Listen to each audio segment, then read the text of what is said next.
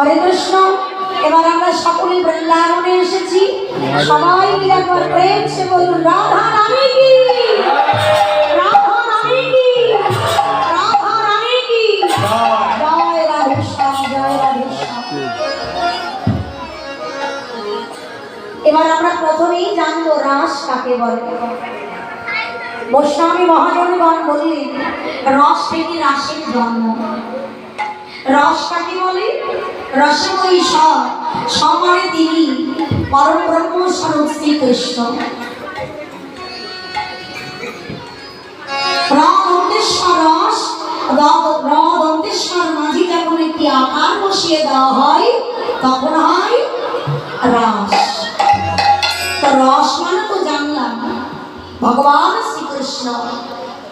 আকারটি কি না? আকারটি হচ্ছে আস্বাদন। রস আস্বাদন করাই হচ্ছে রাস। রাস হচ্ছে জীবাত্মা এবং পরমাত্মার মিলন।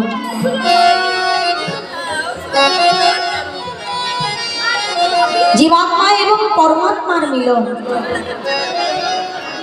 তো রস আস্বাদন করতে হলে ধীরে ধীরে আস্বাদন করতে হবে। চঞ্চল হলে রস আস্বাদন হবে না। যেমন